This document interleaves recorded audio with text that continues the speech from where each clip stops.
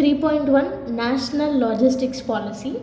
So రీసెంట్గా prime minister ఈ national logistic పాలసీని ఇంట్రడ్యూస్ చేసినాడు. సో ఎందుకు అంటే ఫ్లో ఆఫ్ గూడ్స్ పెంచడానికి, గూడ్స్ సప్లై ఇంకా ఇంపోర్ట్స్ ఎక్స్పోర్ట్స్ పెరగడానికి, మళ్ళీ ఇండియన్ గూడ్స్ ఇంటర్నేషనల్ లెవెల్లో కాంపిటీషన్ ఇవ్వడానికి, సో గ్లోబల్ మార్కెట్స్లో మన ఇండియన్ గూడ్స్ అనేవి ఈక్వల్గా కాంపిటీషన్ చేయడానికి ఈ నేషనల్ లాజిస్టిక్ పాలసీ అనేది తీసుకొని వచ్చింది మన ప్రైమ్ మినిస్టర్. సో ఇప్పుడు logistic ecosystems in India. So అసలు ఏంటి లాజిస్టిక్స్ అంటే overall process of managing how resources are acquired, stored and transported to final destinations has become an important part of the economy. So ఇక్కడ goods, ఇప్పుడు మనం ఇక్కడ నుంచి suppose ఏంటి అంటే mobile phones. So mobile phones manufacture చేసినాం. So ఎట్లా natural resources ఎక్కడి నుంచి తీసుకున్నాము, రా మెటీరియల్స్ ఎక్కడి నుంచి తీసుకున్నాము, మ్యానుఫ్యాక్చర్ చేసి ఎక్కడ స్టోర్ చేసినాము, ఎట్లా ట్రాన్స్పోర్ట్ చేస్తున్నాము, ఫైనల్ డెస్టినేషన్ వరకు ఎట్లా వెళ్తుంది. సో ఇవంతా ఒక పర్టికులర్ ఫ్రేమ్వర్క్ లాగా చేసుకొని పోతుంది. అంటే ఇదంతా అంటే రైట్ ఫ్రమ్ రా మెటీరియల్స్ తీసుకొచ్చినప్పటి నుంచి ఫైనల్ గుడ్ డెస్టినేషన్ అయ్యేంత వరకు ఓవరాల్ ప్రాసెస్ ఏదైతే ఉందో అదంతా లాజిస్టిక్స్ అని అంటాం. Okay, so Indian logistics sector is estimated to be over $250 billion in 2021 and expected to reach $380 billion by 2025. So ఇది మేజర్గా ఎకనామిక్ ఎస్టిమేషన్స్ అనమాట ఇండియన్ లాజిస్టిక్స్కి సంబంధించి. So to improve infrastructure and logistics services, government has taken several initiatives for systematic infrastructure development for improved efficiency such as. So government ఈ infrastructure logistic services పెంచడానికి కొన్ని government initiatives తీసుకొని వచ్చింది. అవి ఏంటివి అంటే first PM GatiShakti national master plan to build world class infrastructure. So ఇన్ఫ్రాస్ట్రక్చర్కి సంబంధించి PM GatiShakti national master plan అనేది తీసుకొని వచ్చింది. సో దీంట్లో ఏంటి అంటే మిస్సింగ్ గ్యాప్స్ ఏదైతే ఉంటాయో అంటే ట్రాన్స్పోర్టేషన్కి సంబంధించి, స్టోరేజ్కి సంబంధించి మ్యాక్సిమం మన ఇండియాలో 45% అంటే మ్యాక్సిమం పర్సంటేజ్ ఆఫ్ అగ్రికల్చర్ మనం చేస్తాం. సో ఈ అగ్రికల్చర్ ఫ్రూట్స్ అండ్ వెజిటేబుల్స్కి సరిగ్గా స్టోరేజ్ ఫెసిలిటీస్, ట్రాన్స్పోర్టేషన్ ఫెసిలిటీస్ లేక మనం గ్లోబల్ మార్కెట్లో కరెక్ట్గా కాంపిటీషన్ ఇవ్వలేకపోతున్నాం. సో ఇట్లా కొన్ని గ్యాప్స్ ఉన్నాయి మనకి. సో ఈ గ్యాప్స్ అన్నీ ఫుల్ఫిల్ చేయడానికి గవర్నమెంట్ PM గతిశక్తి యోజన తీసుకొని వచ్చిందనమాట. సో ఇంకా ఈ భారత్ మాల పరియోజన, సాగర్ మాల ఇట్లాంటివి కూడా కొన్ని ఆన్ గోయింగ్ ఇనిషియేటివ్స్ అనమాట. So next national rail plan. National rail plan ఏంటి అంటే 2030 వరకు ఒక ఏమంటారు మోడర్న్ నీడ్స్కి అవసరం అయ్యే, మోడర్న్ నీడ్స్కి మ్యాచ్ అయ్యేలాగా ఈ రైల్వే సిస్టమ్ అనేది తీసుకొని వస్తున్నారు. అండ్ ఇంకొకటి ఏంటంటే మనకి కిసాన్ రైల్వేస్ ఇట్లాంటివి కూడా వస్తున్నాయి అనమాట. అంటే ఏంది కొన్ని ఏరియాస్ నుంచి రైల్ ట్రాన్స్పోర్ట్ ద్వారా ఆ ఏరియాస్ నుంచి ఉన్న అగ్రికల్చరల్ ప్రోడక్ట్స్ ఏవైతే ఉన్నాయో అవన్నీ ట్రాన్స్పోర్టేషన్ అయ్యి ఫైనల్ డెస్టినేషన్స్కి చేరుకుంటున్నాయి అనమాట. సో ఈ కిసాన్ రైల్వే స్కీమ్ ఇట్లాంటివి ఉన్నాయి. సో ఇట్లనే మంచి నేషనల్ రైల్వే ప్లాన్ 2030 వరకు నీడ్స్కి మ్యాచ్ అయ్యేటట్టు రైల్వే సిస్టమ్ అనేది తీసుకొని రావాలి అనేసి. మళ్ళీ next the logistics is across different states leads index. So ఈ ఇండెక్స్లు అనేవి తీసుకొని వస్తున్నారు. ఎందుకంటే ఇప్పుడు స్టేట్స్కి, యూనియన్ టెరిటరీస్కి మధ్యలో ర్యాంకింగ్స్ పెడితే సో అట్లా కాంపిటీషన్ ఎక్కువ పెరిగి ఓవరాల్గా లాజిస్టిక్ పర్ఫార్మెన్స్ అనేది పెరుగుతుంది అనేసి ఈ logistic ease across different states index, so leads ఇండెక్స్ని ఇంట్రడ్యూస్ చేసినారు అనమాట. నెక్స్ట్ ఇట్లనే కాదు, సెవరల్ రిఫార్మ్స్ కూడా తీసుకొని వచ్చారు. Such as paperless exim trade ప్రాసెస్లో ఎగ్జిమ్ ట్రేడ్ ప్రాసెస్ని పేపర్లెస్ చేయడం, మళ్ళీ ఈ శాన్షిట్, మళ్ళీ ఈవే బిల్స్, ఫాస్టాగ్, GST ఇవన్నీ కొత్తగా రిఫార్మ్ తీసుకొని వచ్చినారు అనమాట. సో దట్ ట్రాన్స్పోర్టేషన్కి, గూడ్స్ ట్రాన్స్పోర్టేషన్కి ఏం అడ్డు ఉండకుండా అండ్ ఫాస్ట్గా అయిపోవడానికి ఇట్లాంటి కొత్త ప్రాసెసెస్ రిఫార్మ్స్ ఇంట్రడ్యూస్ చేసినారనమాట. సో దట్ ఎఫిషియన్సీ పెరుగుతుంది, మ్యాక్సిమం బెనిఫిట్స్ మనం అందుకోవచ్చు. సో ఫస్ట్ అసలు ఈ నేషనల్ లాజిస్టిక్ పాలసీ ఎందుకు తీసుకొచ్చినారు, దాని ఇంపార్టెన్స్ ఏంటి అంటే, ఫస్ట్ హై లాజిస్టిక్ కాస్ట్ ఉంది మనకి ఓవరాల్గా. So when compare to global bench marks, the cost of logistics in India is extremely high, 13 to 40% of GDP as compared to other major economies with 8 to 9% of GDP. So వేరే ఎకనామీస్లా వాళ్ళ జీడిపిలో only 8 to 9% ఈ ట్రాన్స్పోర్టేషన్కి కానీ storage కానీ ఇవన్నీ అయితే మన దగ్గర 13 to 14% అవుతుంది. ఎందుకంటారు? ఎందుకంటే ఫస్ట్ థింగ్ మనము ప్రాసెస్ అంటే అడ్వాన్స్ టెక్నాలజీ పరంగా ల్యాగ్ ఉన్నాం. ట్రాన్స్పోర్టేషన్లో మ్యాక్సిమం మనం రోడ్ ట్రాన్స్పోర్ట్ యూజ్ చేస్తాం. రోడ్ ట్రాన్స్పోర్ట్లో అంటే మనం జనరల్గా వెహికల్స్లో వాడే పెట్రోలియం మన దగ్గర ఉందా? లేదు. సో అది ఎక్స్పోర్ట్ చేసుకుంటున్నాం ఫస్ట్ థింగ్, అది ఇంపోర్ట్ చేసుకుంటున్నాము. అండ్ ఇంకా మ్యాక్సిమం రోడ్ ట్రాన్స్పోర్ట్ వాడే దాంట్లో టాప్ కంట్రీ అంటే మనమే. సో ఇట్లా ఇంత ఎక్కువ ఖర్చు చేస్తున్నాము, ఇంత ఎక్కువ టెక్నాలజీ వాడకుండా చేస్తున్నాం కాబట్టి మనం హై లాజిస్టిక్ కాస్ట్లా పెడుతున్నాం అనమాట. So within it transportation accounts for most of Indian logistic cost around 53%, followed by warehousing 12%, ఇంకా మెటీరియల్ హ్యాండ్లింగ్ 10%.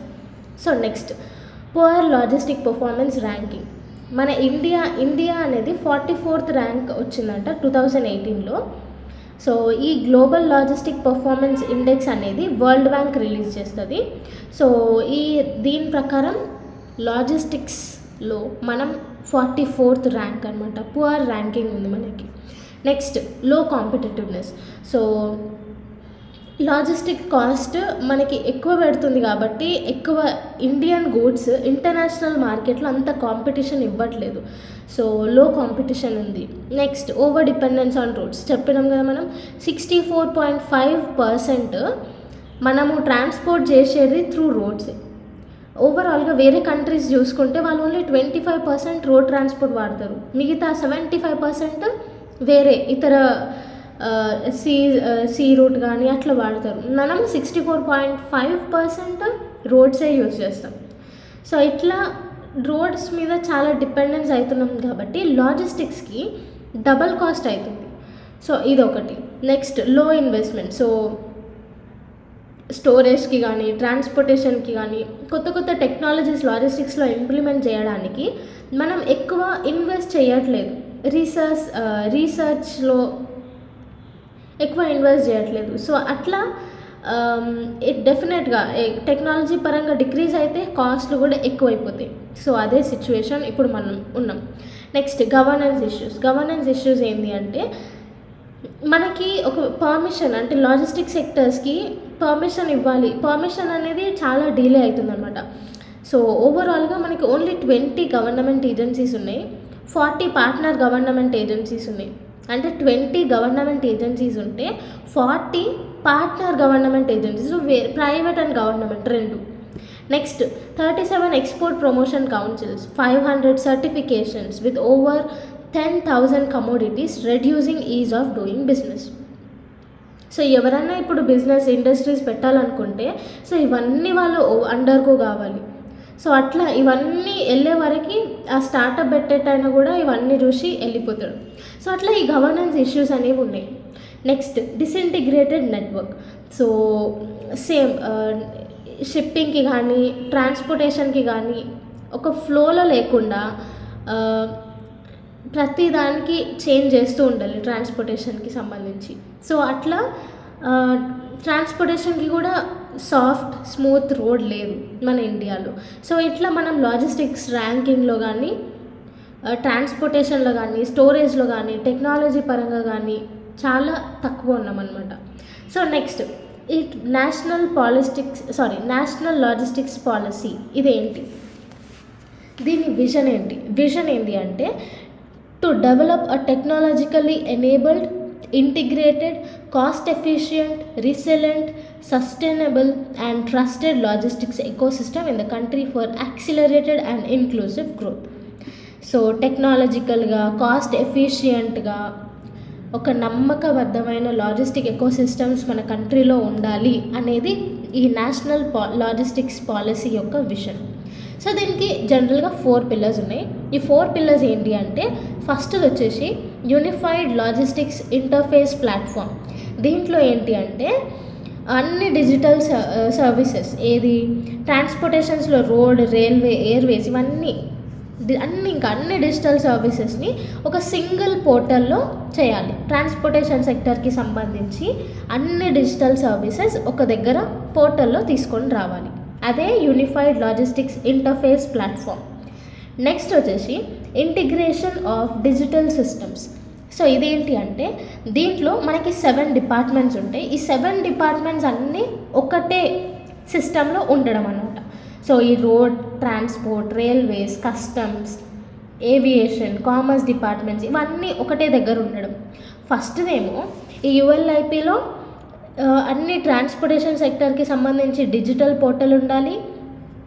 దీంట్లోనేమో డిపార్ట్మెంట్స్కి సంబంధించి సింగిల్ పోర్టల్ ఉండాలి. మళ్ళీ ఈజ్ ఆఫ్ లాజిస్టిక్స్ ఏంది? Ease of logistics is a digital platform for industry associations to take up any operational and performance issues with government directly.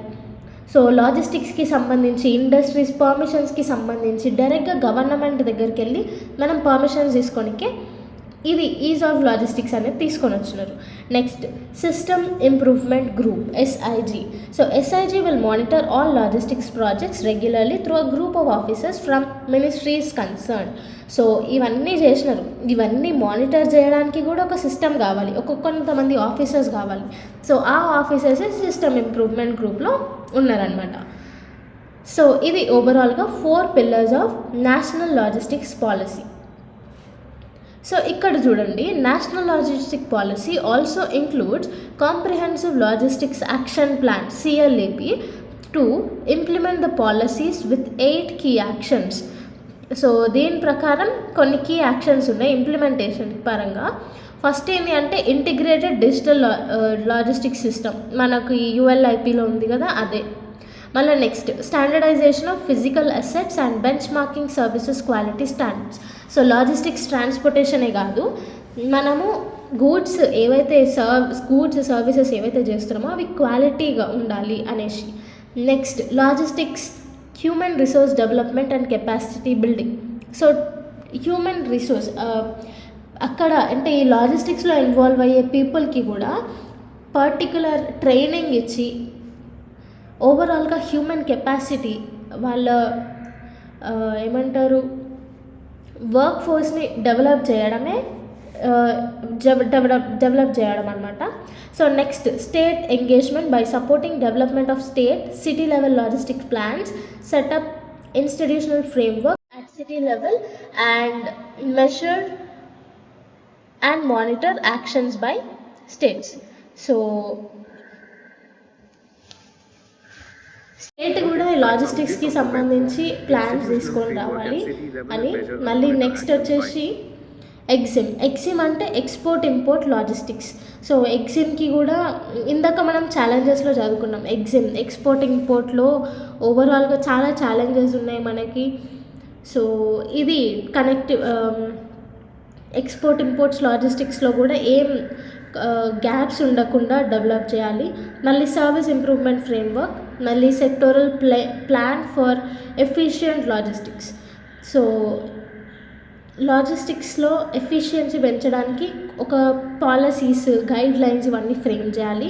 Facilitation of development of logistic parks. So logistic పార్క్స్ని develop చేసి so ఎట్లా చేయాలి అట్లాంటివి discuss చేయడం. Next implementation.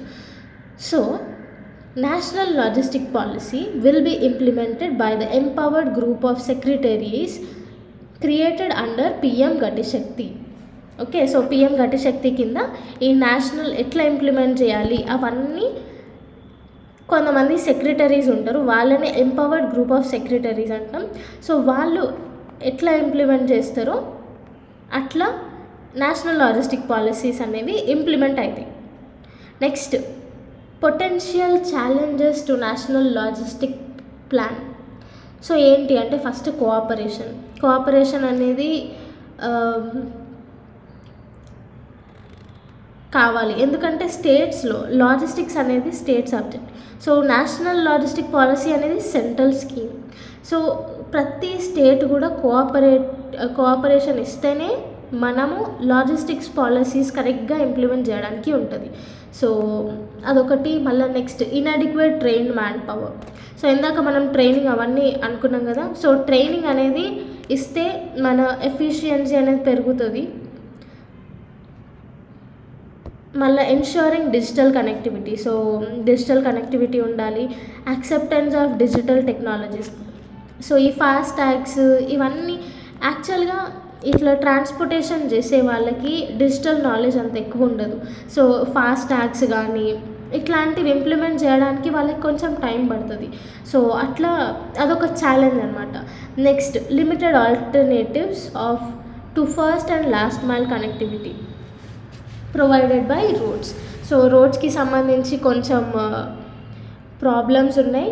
So way forward ఏంటి అంటే the recent all India council for technical education initiative of forming a task force to focus on developing and implementing technical and skilling courses on logistics and supply chain management with premier institutions across the country is a good step.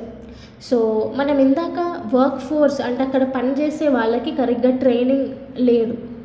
So వే ఫార్వర్డ్లో ఏం చెప్తున్నారంటే ఈ all India council for technical education ఏదైతే ఉందో ఇది skilling courses, స్కిల్స్కి సంబంధించి courses అంటే లాజిస్టిక్స్లో skilling courses, technical courses, ఇవన్నీ technical courses ఇస్తే సప్లై చైన్ మేనేజ్మెంట్లో మనం చాలా ఇంప్రూవ్ అవుతాం.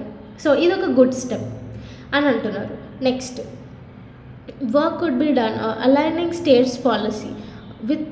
సో స్టేట్స్ ఇందాక కోఆపరేషన్ అనేది ఛాలెంజ్ లాగా తీసుకున్నాం కదా. సో ఇక్కడ స్టేట్స్ అన్నీ ఒకటయ్యి నేషనల్ లాజిస్టిక్ పాలసీకి ప్రమోట్ చేస్తే ఇట్లాంటి ఒక పాలసీ కూడా తీసుకొని రావాలి, aligning states policy. So national logistics పాలసీకి సంబంధించి అన్ని స్టేట్స్ ఒకటి కావాలి. Next increasing private sector investment. So private sector investment. So మనం స్టార్టప్స్ చేయడం, ఇండియన్ వాళ్ళు స్టార్టప్స్ చేస్తే వాళ్ళని ఎంకరేజ్ చేయడం, ఇట్లాంటివి చేయాలి. Next transport unions. సో ఈ లాజిస్టిక్స్ అంటేనే ట్రాన్స్పోర్టేషన్కి ఎక్కువ ఇంపార్టెన్స్ ఉంటుంది. సో ఈ ట్రాన్స్పోర్టేషన్ ఏజెన్సీస్ వాళ్ళ యూనియన్ స్టార్ట్ చేయాలి. ఇట్లా వర్క్ కల్చర్ ఉంటే మంచిగా కోఆర్డినేషన్ ఉంటుంది. సో ట్రాన్స్పోర్టేషన్ కూడా కరెక్ట్గా అవుతుంది. Next creating a support system. So ఈ లాజిస్టిక్స్కి కూడా ఫైనాన్షియల్గా, ఎడ్యుకేషనల్గా, టెక్నాలజికల్గా సపోర్ట్ ఇస్తే లాజిస్టిక్ కాస్ట్ కూడా తగ్గుతాయి. అంటే ఇప్పుడు పెట్రోలియం వాడి వెళ్తాయి కదా వెహికల్స్, పెట్రోలియం కాకుండా న్యాచురల్ గ్యాస్ కానీ లేకపోతే ఎలక్ట్రిక్ వెహికల్స్ కానీ ఇవి టెక్నాలజీ ఇంకా ఇంప్రూవ్ చేసి ఎలక్ట్రికల్ వెహికల్స్ని తీసుకొని వస్తే లాజిస్టిక్ కాస్ట్ చాలా తగ్గుతుంది. సో ఇవి వే ఫార్వర్డ్ అన్నమాట.